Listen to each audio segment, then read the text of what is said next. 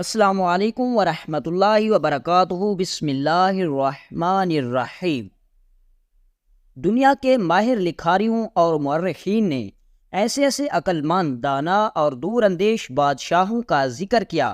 جن کا ذکر کرتے وقت وہ لکھاری بھی قلم پکڑ کر سوچنے میں لگ جاتے کہ آخر ان کو اتنی ذہانت اور عقل مندی اللہ نے کیسے عطا کی۔ کوئی انسان اتنی مشکلات کے باوجود کیسے اتنا سب کچھ سوچ لیتا ہے؟ اور دنیا کی تاریخ میں بہت سارے ایسے سلطان، بادشاہ، امیر اور وزیر گزرے جن کو چند لکھاریوں نے اپنی قلم کی زینت بنایا، لیکن دنیا کا وہ واحد سلطان صلاح الدین ایوبی رحمۃ اللہ علیہ تھا جس کو نہ صرف مسلمان مورخین نے اپنی قلم کی زینت بنایا بلکہ بہت سارے غیر مسلم لکھاریوں نے بھی اپنی قلم کی طاقت سے سلطان صلاح الدین ایوبی رحمۃ اللہ علیہ کی عقل مندی اور ذہانت کو بیان کرنے سے نہ رک سکے۔ ایک چینی مورخ سلطان صلاح الدین ایوبی رحمۃ اللہ علیہ کی عقل مندی کا ایک ایسا دلچسپ، منفرد اور ذہانت آمیز واقعہ بیان کرتا ہے جن کو سن کر بڑے بڑے امیر وزیر بھی سلطان کے بعد سر پکڑ کر بیٹھ جاتے تھے کہ آخر سلطان بڑی بڑی مشکلات میں، بڑی بڑی جنگوں میں، حتیٰ کہ موت کو اتنا قریب دیکھ کر کیسے عقل مندی سے فیصلہ کر لیتے تھے۔ اور یہی وجہ تھی کہ سلطان صلاح الدین ایوبی رحمۃ اللہ علیہ نے 90 سال بیت المقدس دشمنوں کے پاس رہنے کے بعد بھی فتح کر لیا، حتیٰ کہ اس وقت سلطان صلاح الدین ایوبی رحمۃ اللہ علیہ کے پاس زیادہ تعداد میں لشکر بھی موجود نہیں تھا۔ دوستو، یہ دنیا کی تاریخ میں چلتا آ رہا ہے کہ جب کوئی مجاہد اسلام کی خاطر لڑنے کے لیے نکلتا ہے تو اس کے پاس کافروں کی نسبت بہت کم تعداد میں سپاہی موجود ہوتے ہیں، اور یہ ہمارے پیارے نبی حضرت محمد صلی اللہ علیہ وسلم سے لے کر آج تک ایسا ہی ہوتا رہا۔ اور یہ معمول ہے کہ جہاں بھی جنگ ہوتی ہے کافروں کی تعداد زیادہ ہوتی ہے، لیکن یہ صرف مسلمان ہی جانتا ہے کہ مسلمان تلوار سے نہیں بلکہ اپنے ایمان کی طاقت سے لڑتا ہے، اور یہی وجہ ہے کہ مسلمانوں نے کبھی بھی زندگی میں شکست کا سامنا نہیں کیا جب تک ان کے ایمان مضبوط رہے۔ ہوا یوں کہ ایک دفعہ سلطان صلاح الدین ایوبی رحمۃ اللہ علیہ سے ایک پڑوسی بادشاہ ملنے کے لیے آیا۔ سلطان صلاح الدین ایوبی رحمۃ اللہ علیہ نے معمول کی طرح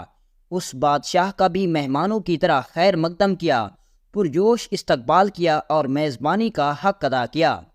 سلطان صلاح الدین ایوبی رحمۃ اللہ علیہ اپنی نشست پر بیٹھے ہوئے تھے اور ساتھ میں لگی نشست پر بادشاہ موجود تھا۔ باتوں ہی باتوں میں بادشاہ نے سلطان صلاح الدین ایوبی رحمۃ اللہ علیہ کو کہا،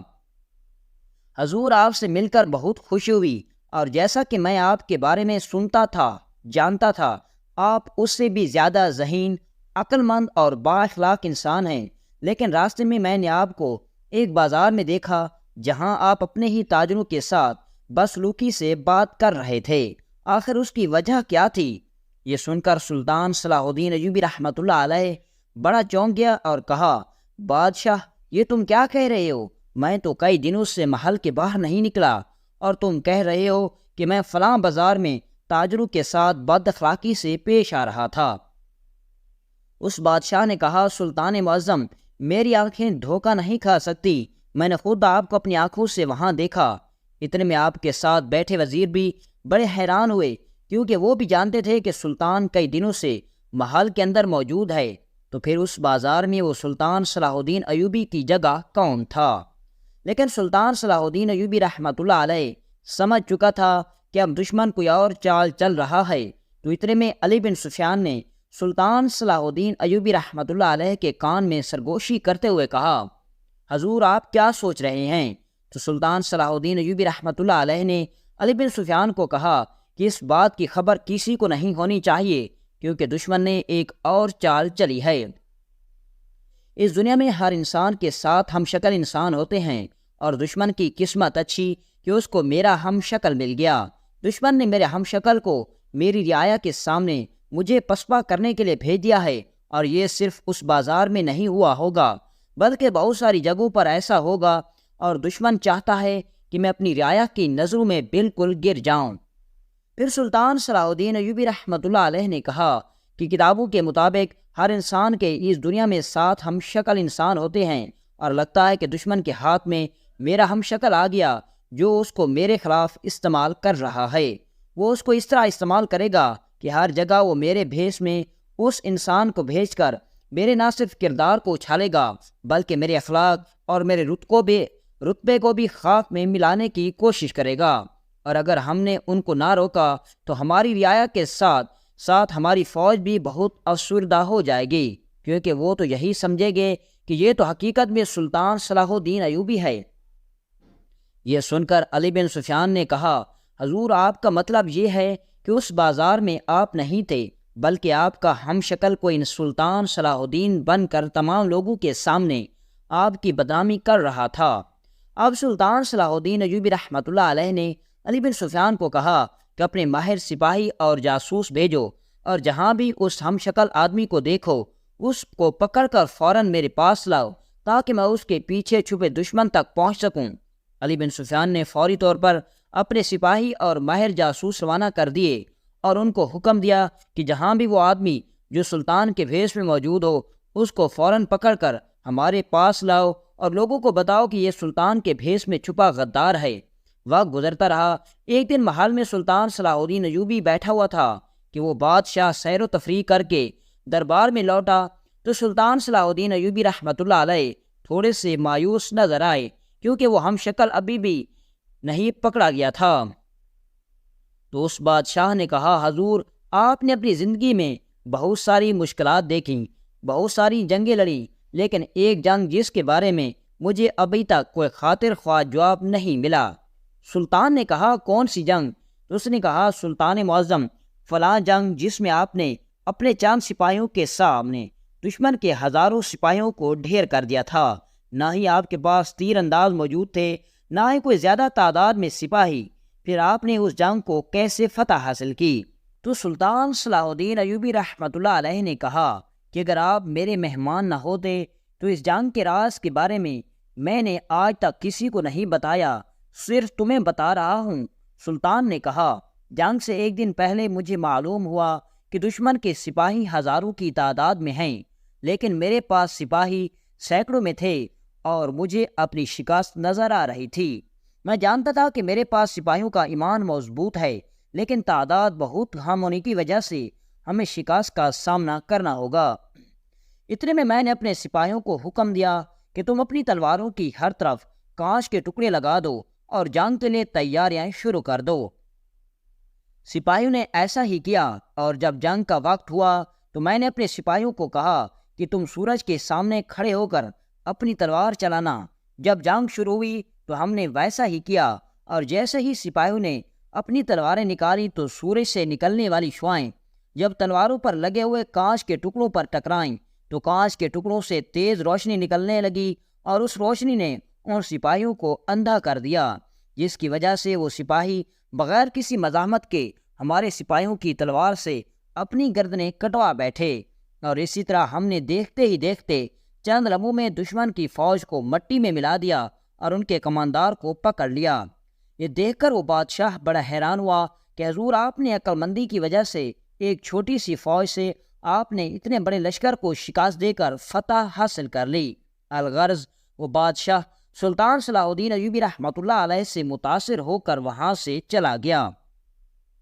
اب سلطان صلاح الدین ایوبی رحمۃ اللہ علیہ نے علی بن سفیان کو اپنے کمرے میں بلایا اور کہا، کیا وہ غدار پکڑا گیا یا نہیں؟ تو علی بن سفیان نے کہا، حضور اس کے بارے میں ابھی تک کوئی خبر نہیں، وہ جہاں بھی نمودار ہوتا ہے اپنی چال چل کے وہاں سے غائب ہو جاتا ہے، ایسا لگتا ہے کہ اسے یا زمین کھا جاتی ہے یا آسمان نگل لیتا ہے، وہ اتنا چلاک ہے کہ اس کو ابھی تک کوئی بھی نہیں پکڑ پایا۔ اور حضور ہمارے سپاہیوں کی اطلاعات کے مطابق اس ہم شکل آدمی نے آپ کی ساکھ کو بری طرح متاثر کیا۔ جب سلطان صلاح الدین ایوبی رحمۃ اللہ علیہ نے دیکھا کہ اس آدمی کی وجہ سے سلطان کی رعایا آپ سے بازن ہو رہی ہے، اور حتیٰ کہ سلطان کی فوج میں بھی یہ لہر پھیل گئی کہ سلطان اپنے مقصد سے ہٹ کر اپنے ذاتی فائدے کے لیے کام کر رہا ہے،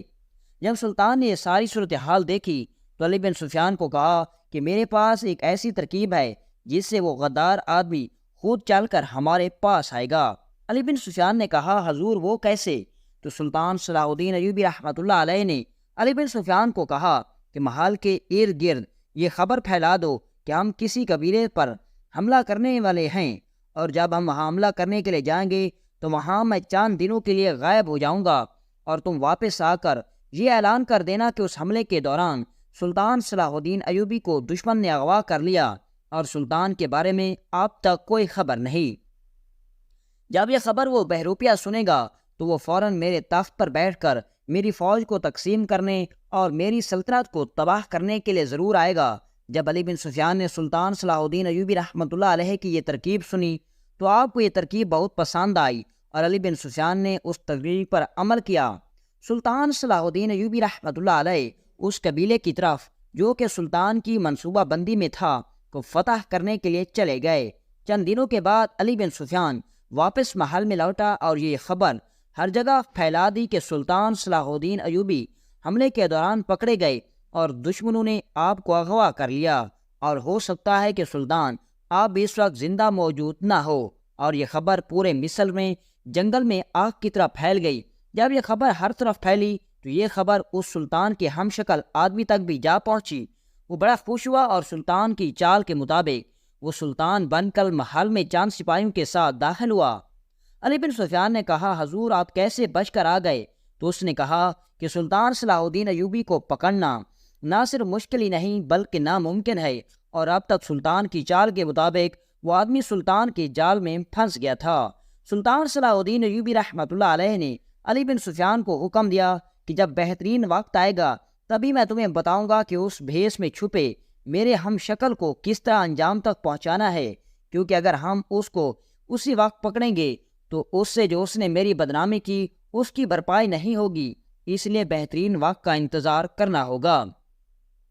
علی بن سفیان صبر کرتا رہا، اور وہ سلطان آتے ہی جو کہ سلطان صلاح الدین ایوبی کے بھیس میں چھپا تھا اس نے آتے ہی اپنی منمانیاں شروع کر دی، اور چند دنوں کے بعد ایک میدان میں تمام رعایا کو بلانے کا حکم دیا۔ اب علی بن سفیان نے پوری کوشش کی کہ معلوم کیا جائے کہ آخر وہ کیا کرنے والا ہے، لیکن اس نے علی بن سفیان کو کچھ نہیں بتایا۔ پھر علی بن سفیان نے اپنے چند جاسوس جوڑے اور معلوم کروا لیا کہ فلاں دن وہ تمام لوگوں کے سامنے سلطان کے دشمن بادشاہ یعنی جس کے ساتھ سلطان صلاح الدین ایوبی مستقبل میں جنگ کرنے والا ہے اس کے ساتھ امن معاہدہ کرے گا، اور سلطان کی جگہ اس معاہدے پر دستخط کرے گا، اور اس معاہدے کی روح سے اس کے بعد سلطان اس بادشاہ سے نہ ہی کوئی علاقہ فتح کر سکے گا اور نہ ہی کوئی جنگ کر سکے گا۔ جب یہ خبر سلطان صلاح الدین ایوبی رحمۃ اللہ علیہ تک پہنچی تو سلطان غصے سے طلب کر رہ گیا اور کہا، جب بہتر وقت آئے گا تو وہ دشمن بھی خاک چاٹے گا، اور بھیس میں چھپا غدار بھی جس نے میری بہت بدنامی کی وہ بھی اپنے انجام تک پہنچے گا۔ مقررہ دن پر تمام لوگ میدان میں جمع ہو گئے، تمام کماندار بھی موجود تھے۔ اتنے میں وہ بادشاہ جس کے ساتھ سلطان کے بھیس میں چھپا غدار معاہدہ کرنے والے تھے وہ بھی پہنچ گیا۔ جیسے ہی معاہدہ پر دستخط ہونے لگے تو اتنے میں سلطان صلاح الدین ایوبی رحمۃ اللہ علیہ نمودار ہوا۔ جب تمام لوگوں نے دو سلطانوں کو ایک ہی وقت میں ایک ہی شکل میں دیکھا تو لوگوں میں خوف و ہراس پھیل گیا۔ تو سلطان صلاح الدین ایوبی نے کہا کہ کسی کو خوف کرنے کی ضرورت نہیں، یہ صرف ہماری چال تھی۔ یہ بہروپیہ میرے بھیس میں چھپ کر میرے منصوبوں کو پانی میں ملانے کی کوشش کر رہا تھا، لیکن اب ایسا کچھ نہیں ہوگا۔ اس کے بعد سلطان صلاح الدین ایوبی رحمۃ اللہ علیہ نے اس بہروپیے کو تمام رعایا کے سامنے اس کا سر کاٹ دیا اور اس بادشاہ کے سامنے اعلان کیا کہ ہمارا اس بادشاہ کے ساتھ کوئی امن معاہدہ نہیں، جب تک میری جان ہے میں لڑتا رہوں گا اور علاقے فتح کرتا رہوں گا۔ اور اسی طرح سلطان نے اپنی عقل مندی سے نہ صرف بھیس میں چھپے غدار کو پکڑ لیا بلکہ اس غدار دشمن بادشاہ کو بھی سبق سکھا دیا۔